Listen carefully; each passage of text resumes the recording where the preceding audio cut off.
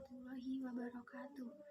Perkenalkan, nama saya Nur Hatimah, NIM 2011-91656 dari lokal PAI 4K, Fakultas Tarbiyah dan Keguruan, Universitas Islam Negeri Sultan Taha Saifuddin Jambi.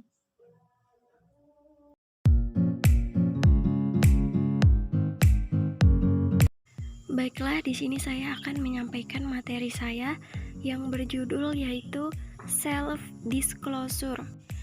Apa itu self-disclosure?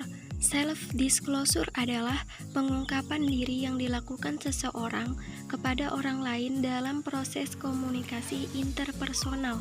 Caranya adalah dengan menceritakan fakta-fakta mengenai diri sendiri kepada orang lain, yaitu fakta-fakta yang bersifat pribadi dan tidak diketahui orang-orang pada umumnya, seperti cara berpikir, perasaan, kebiasaan-kebiasaan yang rahasia, dan segala sesuatu tentang diri yang bersifat pribadi.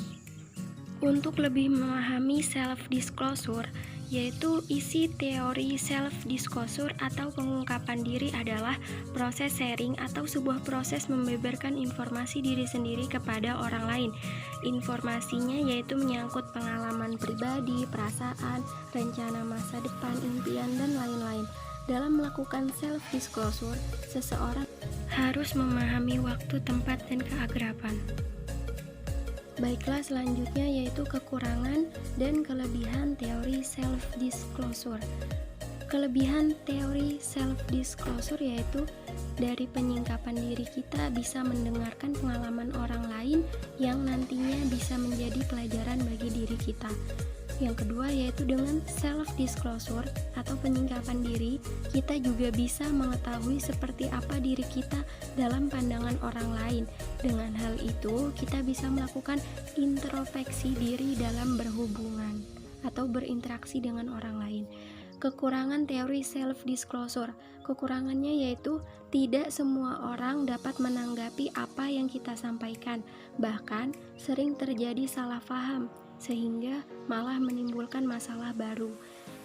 Selanjutnya yaitu ketika seseorang telah mengetahui diri kita, bisa saja orang lain ini akan memanfaatkan apa yang telah dia ketahui mengenai diri kita. Yang selanjutnya yaitu 4 fungsi self-disclosure. 1. Yaitu mengekspresikan emosi seperti perasaan senang, kecewa, kesal, atau takut. Perlu kita ekspresikan emosi tersebut dengan tepat, sehingga kita dapat mengenali emosi kita dengan benar dan kita tidak mudah stres. Yang kedua yaitu penjernihan diri atau self-clarification, yaitu dengan saling berbagi perasaan kepada orang lain tentang masalah yang kita hadapi, kita akan dapat penjelasan dan pemahaman dari orang lain. Hal ini akan membuat pikiran kita menjadi lebih jernih dan tenang untuk menyelesaikan persoalan. Yang ketiga yaitu kendali diri atau self-control.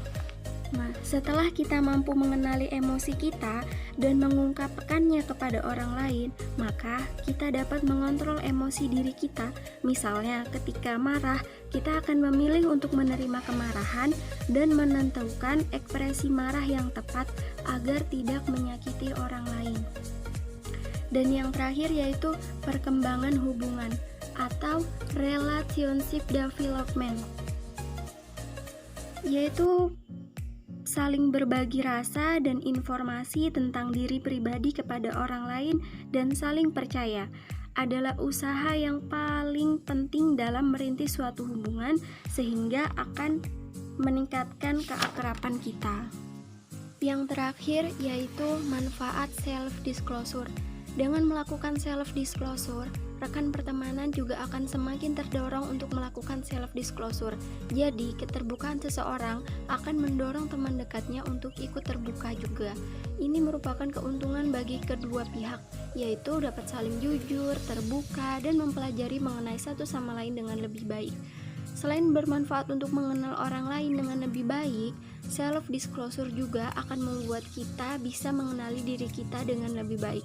Contohnya, apabila kita menceritakan hal yang bagi kita itu sangat memalukan kepada orang lain, lalu teman kita itu merespon tanpa menghakimi, kita akan dapat menerima bahwa pengalaman kita itu tidak sangat memalukan, sehingga kita dapat lebih mudah untuk menerima keadaan diri kita apa adanya.